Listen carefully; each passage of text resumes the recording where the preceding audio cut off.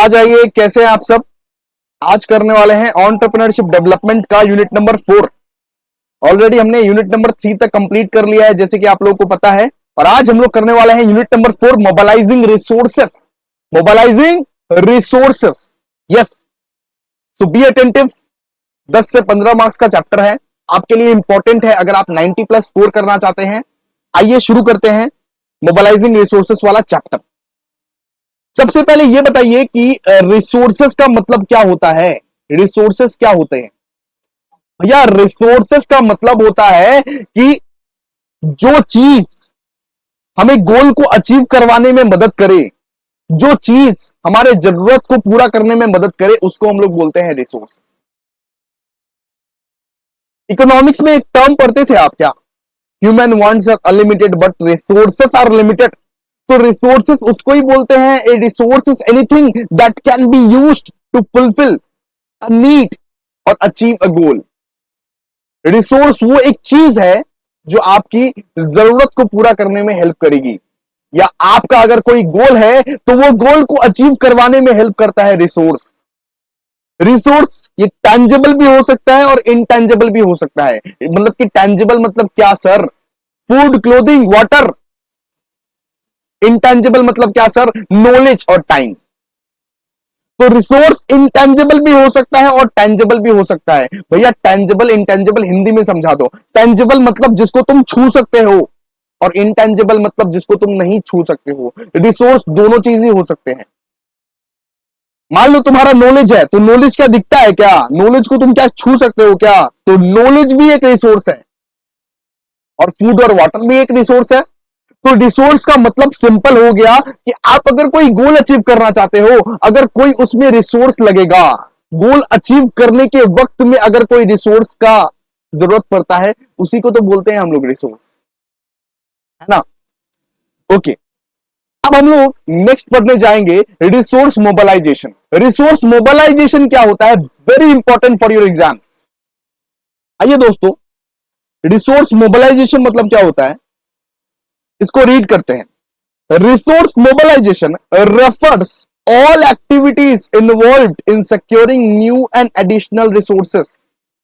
सारे के सारे एक्टिविटीज जो इन्वॉल्व है न्यू एंड एडिशनल रिसोर्स को बनाने के लिए, ऑर्गेनाइजेशन के न्यू और एडिशनल रिसोर्स को बनाने के लिए जो सारे के सारे एक्टिविटीज की जाती है, इसको हम लोग बोलते हैं रिसोर्स मोबिलाइजेशन। इसका मतलब यह भी है कि किस तरह से आप अपने रिसोर्सेस को बेटर से बेटर यूज कर सकते हो, मैक्सिमम से मैक्सिमम आउटपुट निकाल सकते हो। इसका मतलब यह भी है। It also involves making better use of maximising existing resources.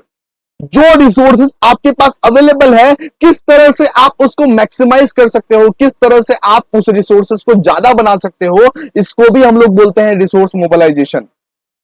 भेजे में बात गई कि नहीं बताओ? Resource mobilisation is often referred as the new business development. Business को तुम डेवलप कर रहे हो, या तो तुम एक नया रिसोर्स को खोज के ला रहे हो, या तो उसी रिसोर्स को तुम मैक्सिमाइज कर रहे हो, उसी रिसोर्स को तुम मैक्सिमाइज कर रहे हो। उसको हम लोग क्या बोलते हैं? Resource mobilisation. इकोनॉमिक्स में और एक टर्म आपने पढ़ा होगा, हम लोग ईडी पढ़ रहे हैं, लेकिन इकोनॉमिक्स में और एक टर्म आप लोग पढ़े होंगे कि किस तरह से हम लोग इनपुट को मैक्सिमाइज करके, इनपुट को बेटर से बेटर यूज करके आउटपुट को मैक्सिमाइज करते हैं। बिल्कुल इसी तरह से एग्जिस्टिंग रिसोर्स को किस तरह से आप मैक्सिमाइज कर सकते हो, या एडिशनल रिसोर्सेस कैसे आप ला सकते हो, इसको क्या बोलते हैं? Resource mobilisation. आइए एक बार और रीड कर लेते हैं, जिससे आपको लर्न भी हो जाए। Resource mobilisation refers to all activities involved in securing new and additional resources। Resource mobilisation का मतलब क्या होता है? नया और एडिशनल रिसोर्सेस को कैसे आप अपने ऑर्गेनाइजेशन में ला सकते हो। और इसका मतलब यह भी होता है कि जो एग्जिस्टिंग रिसोर्स है, उसका आप मैक्सिमम से मैक्सिमम रिसोर्सेस में कैसे कन्वर्ट कर सकते हो, उसको भी तो बोलेंगे ना रिसोर्स मोबिलाइजेशन। समझे रिसोर्स मोबिलाइजेशन का मतलब?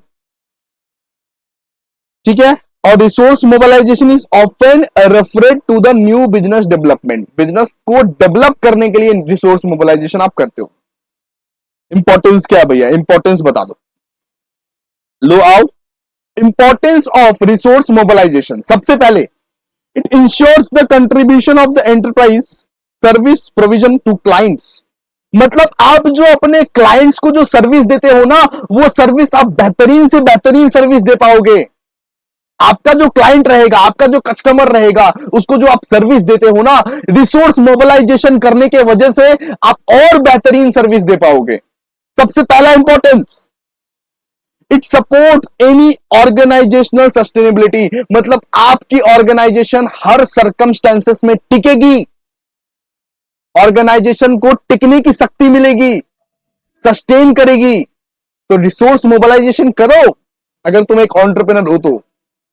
It allows for improvement and scale up of product and services. मतलब कि क्या, रिसोर्स मोबिलाइजेशन करने के वजह से तुम जो भी चीज का धंधा कर रहे हो ना, उसको एक्सपांड कर सकते हो, उसको ग्रो कर सकते हो, उसको स्केल अप कर सकते हो। अब बताओ और कैसे समझाऊं। Last but not the least, it helps all the enterprise both private and public generating new businesses. एक नया नवेला बिजनेस क्रिएट करने में हेल्प होता है। तो जिस तरह से तुम अपने रिसोर्सेस को मैक्सिमाइज करोगे या एक एडिशनल रिसोर्सेस लाओगे, तो इसके वजह से क्या होता है, इसके वजह से एक नया बिजनेस तुम क्रिएट कर सकते हो। तो रिसोर्स मोबिलाइजेशन के बाबू बहुत फायदे हैं, बहुत फायदे, फायदे ही फायदे हैं, नुकसान है नहीं, है नहीं। चलिए नेक्स्ट। तो रिसोर्स मोबिलाइजेशन आपको बहुत अच्छे से समझ में आ गया। भैया ये सारे के सारे लिखने हैं क्या? बिल्कुल, मैंने बहुत कंसाइज वे में नोट्स बनाए हैं। 9 पेज में कोई नोट्स नहीं बनाता है, लेकिन इतना नोट अगर तुम पूरा का पूरा पढ़ के चले गए, बस यही में कॉमन है, इतना ही लिखना है सिर्फ। ठीक है, अब नेक्स्ट टॉपिक आइए। अब नेक्स्ट टॉपिक हम लोग पढ़ने वाले हैं, needs for finance in entrepreneurship. मतलब भैया पैसे की जरूरत क्यों पड़ती है एंटरप्रेन्योरशिप में, इसको पॉइंटर्स में आप लोग को एग्जामिनेशन में लिखना है। मतलब कि फाइनेंस की नीड्स क्यों पड़ती है और क्या क्या नीड पड़ती है, इसलिए पैसे की नीड पड़ती है। तो आइए शुरू करते हैं। The needs of the finance in entrepreneurship are crucial for the establishment. Establishment के लिए बहुत ज्यादा जरूरी है फाइनेंस, पैसा बहुत ज्यादा जरूरी है। बिजनेस को तुम स्टैब्लिश करना चाहते हो, उस वक्त में तुम्हारा पैसा नहीं लगेगा क्या? लगेगा भैया। ग्रोथ करने के लिए, अगर आप बिजनेस को ग्रो करना चाहते हो, एक्सपांड करना चाहते हो, तो भाई पैसा लगेगा। पैसा ही है तो सब कुछ है। सस्टेनेबिलिटी, तो बिजनेस को सस्टेन कराने के लिए, बिजनेस को टिकाने के लिए आप लोगों को पैसा लगता है कभी कभी। जैसे कोविड-19 में बहुत सारे बिजनेस डूब गए। जिसके पास पैसा था वो अपने बिजनेस को सस्टेन करा पाया, जिसके पास पैसा नहीं था वो अपना बिजनेस को डूबते हुए छोड़ दिया, कोई ऑप्शन नहीं था ना उसके पास। तो एक एक करके पॉइंट पढ़ते हैं। Needs for the finance in business. सबसे पहले स्टार्टअप कैपिटल। इनिशियल कैपिटल बोल के भी कुछ होता है। आप अगर एक बिजनेस नया नया स्टार्ट किए हो तो इनिशियली आपको बहुत पैसे खर्चने पड़ते हैं, तो उस वजह से भी फाइनेंस लगता है, उस वजह से भी आपको फंड्स रेज करने पड़ते हैं, है कि नहीं बताओ। तो entrepreneurs often require initial funding to covers the cost associated with the starting the business, such as market research हो गया, प्रोडक्ट डेवलपमेंट हो गया, इनिशियल मार्केटिंग हो गया। तो इस वजह से आपको जो शुरुआती कैपिटल लगता है, इस वजह से जो आपको जो स्टार्टअप कैपिटल लगता है, उसको ही हम लोग बोलते हैं स्टार्टअप कैपिटल, इनिशियल फंडिंग इसका मतलब। ठीक है। दूसरा, ऑपरेशनल एक्सपेंसेस। कभी कभी एक एंटरप्रेन्योर को day to day operational expenses के लिए भी तो पैसा चाहिए। लेबर को वेजेस देना है, एम्प्लॉय को सैलरी देना है, रॉ मटेरियल खरीदना है, रेंट देना है। तो ये सब सारा चीज को क्या बोल सकते हो आप? Operational expenses. इस वजह से भी पैसा लगता है। लेकिन प्रोडक्शन तो होगा 6 महीने बाद, और प्रोडक्शन होने के बाद आपको मार्केट में बेचते बेचते 1 साल लग जाएगा। मान लीजिए आपको वो पर्टिकुलर प्रोडक्ट बेचते बेचते 1 साल लग जाएगा, लेकिन क्या आप अपने लेबर को 1 साल रोक के रखोगे क्या? भाई सुन, अभी हम लोग कमाए नहीं है, बाद में तुमको पैसा देता है। लेबर भाग जाएगा, लेबर बोलेगा भाग, कौन करेगा इसका काम? तो इसके लिए आपको फाइनेंस चाहिए होता है। ठीक है, इसके लिए आपको पैसा चाहिए होता है, ऑपरेशनल एक्सपेंस के लिए, मतलब कि डे टू डे एक्सपेंसेस के लिए। क्लियर है? Next, expansion and growth. Business को आप एक्सपांड करना चाहते हो, बिजनेस को आप ग्रो करना चाहते हो, एडिशनल लेबर्स हायर करना चाहते हो, एडिशनल ऑफिसेस बनाना चाहते हो, न्यू मार्केट्स बनाना चाहते हो, तो इसके लिए क्या चाहिए भैया? गांधी जी चाहिए, गांधी जी। पैसा चाहिए, फाइनेंस चाहिए। Finance is essential for the expanding operation, entering new markets, scaling up production. समझ में आ रहा है ना तुमको? सबसे पहले स्टार्टअप कैपिटल के लिए, इनिशियल कैपिटल के लिए चाहिए, इसके बाद डे टू डे एक्सपेंसेस के लिए चाहिए फाइनेंस, इसके बाद एक्सपांशन एंड ग्रोथ के लिए। बिजनेस को एक्सपांड करना चाहते हो, ग्रो करना चाहते हो, कि मुफ्त में हो जाएगा क्या? मुफ्त में हो जाएगा क्या? नहीं ना, पैसा लगेगा। इसके बाद रिस्क मैनेजमेंट के लिए, आप बहुत ज्यादा रिस्क ले रहे हो, उस रिस्क को मैनेज करने के लिए आपको क्या चाहिए? पैसा चाहिए भाई, पैसा चाहिए। Entrepreneurship involves inherited risk and financial resources are needed to mitigate this risk. तो कभी कभी हम लोगों को क्या चाहिए? फाइनेंशियल रिसोर्स चाहिए रिस्क को कम करने के लिए। रिस्क मिनिमाइज तो नहीं हो सकता, मतलब रिस्क एकदम से गायब तो नहीं हो सकता, लेकिन मिनिमाइज तो हो सकता है ना, मिटिगेट तो हो सकता है ना। तो रिस्क मिनिमाइजेशन के लिए आपको पैसा चाहिए। इन्वेस्टमेंट करो, वहां वहां मार्केटिंग करो, रिसर्च करो, इससे क्या होगा? Risk management. ठीक है। इसके बाद investment in innovation and research. आपको मान लीजिए अपने प्रोडक्ट को इनोवेट करना है, नया चीज लाना है कुछ, जैसे मतलब कि टूथपेस्ट में होता है ना, अब आ गया नया चारकोल फ्लेवर, अब आ गया नया मिंट फ्लेवर, अब आ गया नया फिनाइल फ्लेवर। इस तरह से जो एडवर्टाइजमेंट आप देखते हो, नया नया जो ब्रांड ये लोग लेके आता है, नया नया चीज जो ये लोग इन्वॉल्व करके लेके आता है, इसको ही तो हम लोग बोलते हैं इनोवेशन। इनोवेटिव तरीके से, जैसे कि मैगी का देख ले नो, एक बार आया था चिकन मैगी, एक बार आया था आटा मैगी, इस तरह से ना बहुत वैरायटीज जो लेके आते हैं वो, तो वो ऐसे ही लेके आ जाते होंगे। इनोवेशन लगता होगा, रिसर्च लगता होगा, और रिसर्च और इनोवेशन में ज्यादा पैसा लगता है, पैसा। ठीक है, तो वो पैसा कहां से आएगा? तो इसके लिए ये एक नीड है ना, फाइनेंस है, तो investment in innovation and research भी एक नीड है। चलिए आगे, सब चीज में आपको एग्जामिनेशन में 2-2 3-3 पॉइंट करके लिखने हैं, बस खत्म, है ना? समझ में आ गया? इसके बाद देखिए, इसके बाद हम लोग पढ़ेंगे MSME, micro small and medium enterprises. Important है आपके एग्जामिनेशन के लिए, 2 मार्क्स का पूछेगा। Micro small and medium enterprises, तो एमएसएमई सबसे पहले तो आप फुल फॉर्म ही बोल दो उसका। MSME stand for the micro small and medium enterprises. These are the business classified based on the size and investment in the plant and machinery or equipment। मतलब कि एक पर्टिकुलर बिजनेस में कितना plant and machinery रखा हुआ है, उस हिसाब से बिजनेस क्लासिफाई होता है कि ये माइक्रो बिजनेस है, ये स्मॉल बिजनेस है, या ये मीडियम बिजनेस है, ये माइक्रो एंटरप्राइज है, स्मॉल एंटरप्राइज है, या मीडियम एंटरप्राइज है। ये उस कंपनी के प्लांट एंड मशीनरी पे डिपेंड करता है। अगर मान लीजिए 25 लाख का प्लांट एंड मशीनरी है, तो वो माइक्रो कहलाएगा। 25 लाख के ऊपर है तो वो स्मॉल कहलाएगा, उसके ऊपर है तो वो मीडियम कहलाएगा। सिंपल सा बात है, इस तरह से हम लोग क्लासिफाई करते हैं। सब समझाऊंगा, सब फिगर समझाऊंगा, वेट करो। तो MSME plays a crucial role in driving economic growth.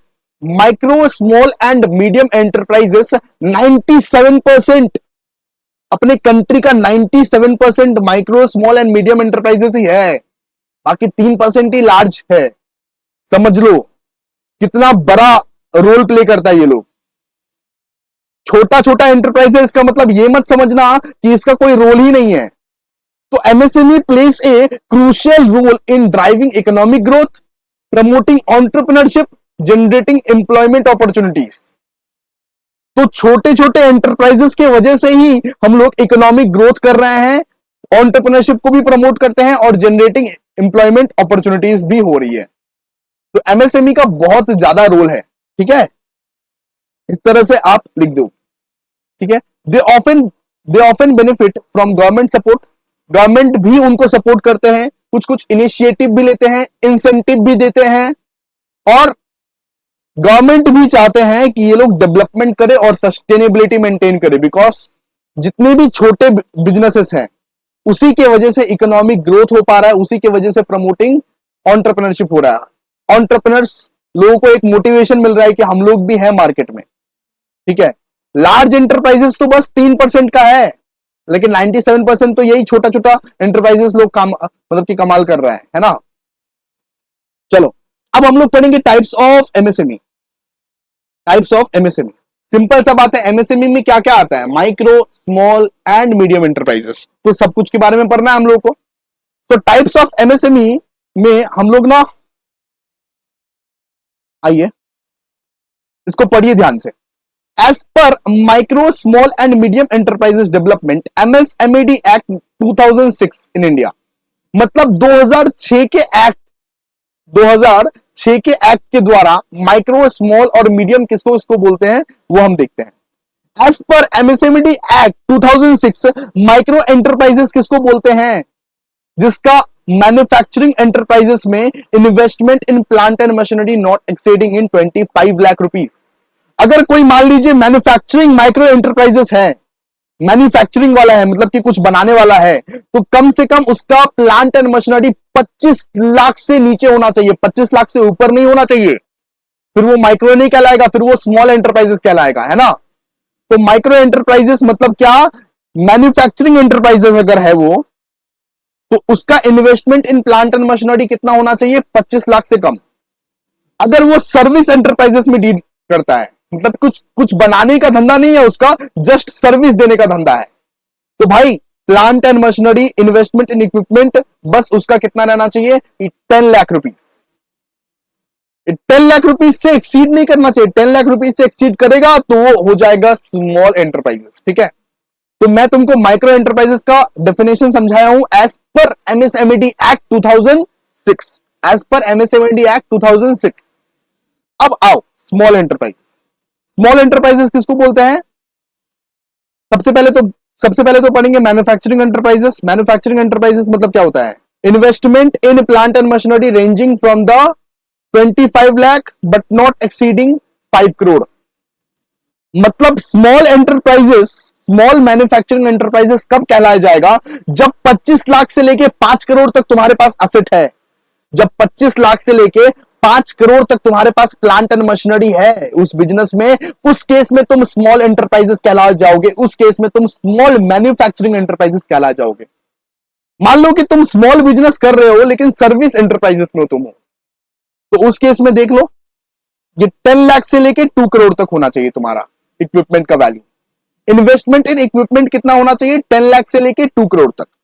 अच्छा, इसके बाद मीडियम एंटरप्राइजेस। मीडियम एंटरप्राइजेस किसको बोलते हैं, मीडियम मैन्युफैक्चरिंग एंटरप्राइजेस अगर है तो 5 करोड़ से लेके 10 करोड़ तक तुम्हारा प्लांट एंड मशीनरी का वैल्यू होना चाहिए in case of manufacturing enterprises, in case of manufacturing enterprises. और अगर तुम सर्विस एंटरप्राइजेस में काम कर रहे हो, सर्विस एंटरप्राइजेस चला रहे हो, तब तुम्हारा कितना होना चाहिए, 2 करोड़ से लेके 5 करोड़ इन केस ऑफ मतलब कि मीडियम एंटरप्राइजेस, ठीक है। ऑलरेडी मैंने बता दिया। ओके, अभी तो हम लोग ने पढ़ा था क्या, अभी हम लोग ने पढ़ा था एज पर एमएसएमईडी एक्ट 2006, याद करना पड़ेगा सब कुछ। माइक्रो का पढ़ा था, अगर मैन्युफैक्चरिंग एंटरप्राइजेस चला रहे हो तो 25 लाख से बियॉन्ड नहीं जाना चाहिए, 25 लाख तक तुम्हारा प्लांट एंड मशीनरी रहना चाहिए। सर्विस एंटरप्राइज का हम लोग ने पढ़ा था कि 10 लाख तक रहना चाहिए। इसके बाद स्मॉल एंटरप्राइजेस, स्मॉल एंटरप्राइजेस का हम लोग ने पढ़ा था कि 25 लाख से 5 करोड़ होना चाहिए in case of manufacturing enterprises. And अगर सर्विस एंटरप्राइज वो अगर चला रहा है तो 10 लाख से 2 करोड़ तक रहना चाहिए। मीडियम एंटरप्राइजेस अगर चला रहा है तो 5 करोड़ से मतलब कि 10 करोड़ तक रहना चाहिए in case of manufacturing enterprises, और सर्विस एंटरप्राइजेस में 2 करोड़ से 5 करोड़ तक रहना चाहिए, ठीक है। लेकिन एज ऑफ जुलाई 1 2020, जुलाई 1 2020 में ना कुछ अमेंड कर दिया गया, रिवाइज कर दिया इस लॉ को, इस रूल को, इस लॉ को रिवाइज कर दिया गया। उस केस में अब माइक्रो एंटरप्राइजेस किसको किसको बोला जाता है, firms with investment in plant and machinery और equipment up to 1 crore and turnover up to 5 crore. तो कम से कम टर्नओवर, पूरा का पूरा साल का टर्नओवर जो रहता है वो 5 करोड़ रहना चाहिए, और investment in plant and equipment 1 crore तक रहना चाहिए। अमेंड कर दिया गया, ठीक है।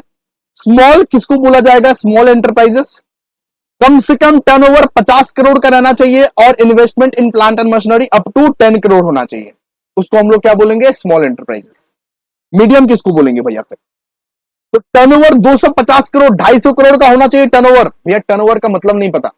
अरे मतलब बिक्री कितना हुआ है पूरा का पूरा साल में, पूरा का पूरा साल में बिक्री कितना हुआ है उसका सामान, उसको बोलते हैं टर्नओवर। ठीक है। और enterprise with investment in plant and machinery up to ₹50 crore. ठीक है, चलो मतलब कि प्लांट एंड मशीनरी पे इन्वेस्टमेंट 50 करोड़ तक है और टर्नओवर 250 करोड़ तक है, तो उसको क्या बोला जाएगा? Medium enterprises. समझा कि नहीं समझा? तो एक बार और तुम लोग अगर देख लेगा इसको, पूरा का पूरा समझ जाएगा, याद कर लेना इसको। और अगर एग्जामिनेशन में आया तो न्यू लॉ के हिसाब से लिखना, ओल्ड लॉ के हिसाब से मत लिखना। मतलब कि क्या लिखना है एग्जामिनेशन में? एग्जामिनेशन में अगर कुछ ना दिया हो, अगर कुछ ना दिया हो तो ये वाला लिखना, एज ऑफ जुलाई 1, 2020 वाला लिखना। क्लियर है?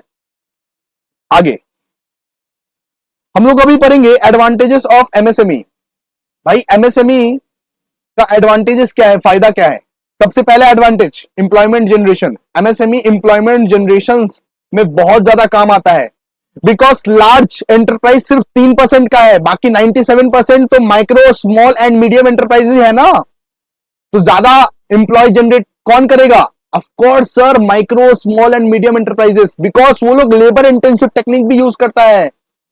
वो लोगों का शक्ति नहीं है कैपिटल इंटेंसिव टेक्निक को यूज करे, मतलब कि ज्यादा एडवांस्ड मशीन वो लोग यूज नहीं करता है, वो लोग लेबर का ही सहायता लेता है। इसीलिए ज्यादातर एम्प्लॉयमेंट जनरेट कौन करता है? एमएसएमई। MSME, MSME. इसके बाद प्रमोशन ऑफ एंटरप्रेन्योरशिप। एंटरप्रेन्योरशिप को सही तरीके से प्रमोट कौन कर रहा है? एमएसएमई। जब एक एंटरप्रेन्योर बनता है ना, तब वो छोटे लेवल से ही बनता है, ऐसे ही मतलब कि धड़ाम करके एकदम मतलब कि बड़े बड़े लेवल का एंटरप्रेन्योर नहीं बन जाता है, वो छोटा से ही शुरुआत करना पड़ता है। तो MSME serves as a breeding group of entrepreneurship by offering a platform for individuals with innovative idea and skills to start their own business. मेरे पास एक इनोवेटिव आइडिया है, मेरे पास स्किल है, तो मैं एमएसएमई के थ्रू ही एक अपना एंटरप्रेन्योरशिप कर सकता हूं, स्टार्ट कर सकता हूं। इनिशियली मुझे मतलब इधर से ही स्टार्ट करना पड़ेगा, फिर तो मैं बड़ा बनूंगा। इसके बाद contribution to GDP growth. MSME help करता है जीडीपी के ग्रोथ के लिए भी, बिकॉज 97% अगर है ऑफ कोर्स, तो जीडीपी के ग्रोथ के लिए कौन हेल्प करेगा? एमएसएमई ही। तो MSME makes a significant contribution to the gross domestic product of a country despite their small size individually, collectively they account for a considerable share of the industrial output and value addition. मतलब वो अपने में तो छोटे छोटे individual हैं, लेकिन अगर मिला दिया जाए सबको एक साथ, अगर मिला दिया जाए तो वो लोग 97% है वो। ठीक है, तो इस वजह से यहां पे जीडीपी ग्रोथ इनके वजह से ही होता है। इसके बाद रीजनल डेवलपमेंट, जो मतलब कि जो अर्बन एरियाज नहीं है, जैसे कोलकाता तो अर्बन एरिया है, मान लीजिए कोई रूरल एरिया है या कोई सेमी अर्बन एरिया है, तो उधर का डेवलपमेंट कौन करेगा? उधर का डेवलपमेंट एमएसएमई ही वाइटल रोल प्ले करता है, बिकॉज जितने भी बड़े बड़े ऑर्गेनाइजेशन, जितने भी बड़े बड़े एंटरप्राइज आप देखोगे, लार्ज एंटरप्राइज आप देखोगे, वो क्या करते हैं? शहर में अपना ब्रांचेस रहता है उसका। लेकिन एक एमएसएमई का, मीडियम माइक्रो और स्मॉल एंटरप्राइज, हमेशा गांव वाले एरिया में या तो सेमी अर्बन एरिया वाले एरिया में या तो रूरल एरिया वाले एरिया में अपना ब्रांचेस खोलता है। तो रीजनल डेवलपमेंट भी एमएसएमई के वजह से ही होता है ना। इसका 2-3 लाइन आप एग्जामिनेशन में लिख लोगे ना, काम आ जाएगा आपका। इसके बाद इनोवेशन एंड फ्लेक्सिबिलिटी। तो एमएसएमई की वजह से इनोवेशन भी होता है, आप फ्लेक्सिबल भी हो, आप अपने बिजनेस को अपने हिसाब से कर सकते हो, किसी का दबाव नहीं है, बिजनेस रिजिड नहीं है, इनोवेट कर सकते हो, नए नए चीज हमेशा छोटे छोटे बिजनेसमैन ही लाए हैं। शार्क टैंक अगर देखते होगे तो कितना ज्यादा छोटे छोटे medium enterprises, small enterprises, micro enterprises कुछ कुछ इनोवेट करके लाता है, इनोवेशन करता है। ठीक है, इसके बाद आइए, इसके बाद हम लोग पढ़ेंगे डिसएडवांटेजेस ऑफ एमएसएमई। अब थोड़ा सा बेइज्जती भी कर देते हैं, disadvantages of MSME. Micro small and medium enterprises का डिसएडवांटेजेस क्या क्या है? सबसे पहले लिमिटेड एक्सेस टू फाइनेंस, बहुत ही कम पैसे रहते हैं उनके पास, ज्यादा रिस्क नहीं ले सकते, ज्यादा बड़ा बिजनेस नहीं कर सकते, अपने बिजनेस को एक्सपांड नहीं कर सकते। इकोनॉमिक फ्लक्चुएशंस इनका बिजनेस में बहुत होता है। इनका बिजनेस कभी मान लो बहुत बूम ऊपर चला गया और धड़ाम से नीचे भी आ गया, कुछ भी हो सकता है। इकोनॉमिक फ्लक्चुएशन इनके बिजनेस में बहुत होता है। इनका बिजनेस ना स्टैटिक नहीं रह पाता है। जैसे कोविड के टाइम में, कोविड आया था जस्ट, उसमें सारे के सारे ऑलमोस्ट एमएसएमई सारे के सारे बिजनेसेस बहुत पूरा मतलब कि बर्बादी के हद तक चले गए थे। जो छोटे बिजनेस होते हैं ना, या जो मीडियम साइज के बिजनेस होते हैं ना, उनको सरवाइव कर पाना बहुत ज्यादा मुश्किल हो जाता है इकोनॉमिक फ्लक्चुएशन के वक्त।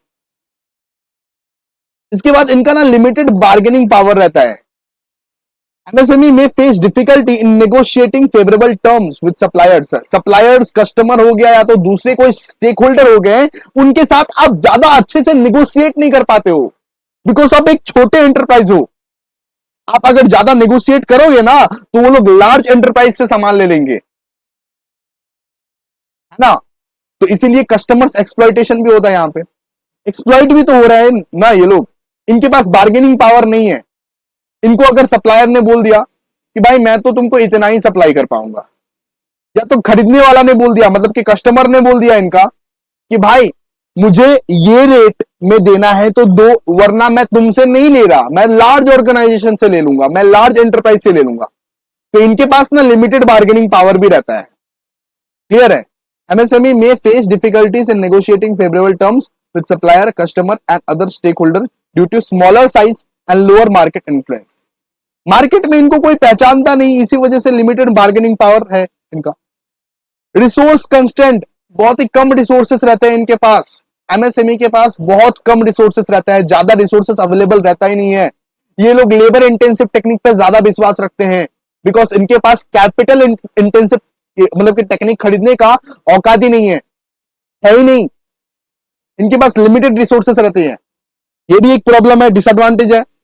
और रेगुलरली कंप्लायंस बर्डन, एमएसएमई के पास बहुत ही ज्यादा कंप्लायंस का बर्डन भी आता है। रेगुलरली कौन कौन सा डॉक्यूमेंट तुमको फिल करना है, लॉ देखना है, रेगुलेशंस, लाइसेंसिंग, टैक्सेशन, बहुत ही प्रॉब्लम्स आता है बीच बीच में इसको। तो ये भी तो एक डिसएडवांटेज है ना। तो आज हम लोग फिलहाल यहीं तक पढ़ेंगे, डिसएडवांटेजेस ऑफ एमएसएमई तक पढ़े। स्टार्टअप से शुरू करेंगे और खत्म कर देंगे नेक्स्ट डे हमारा पूरा का पूरा ईडी खत्म। आई होप आप लोग इसको लर्न भी कर रहे होंगे घर में, प्रॉपर्ली इसको लर्न कीजिए, बिकॉज आपका एग्जामिनेशन बहुत ही ज्यादा करीब है बाबू। चलिए आते हैं, मिलते हैं नेक्स्ट वीडियो में। Thank you.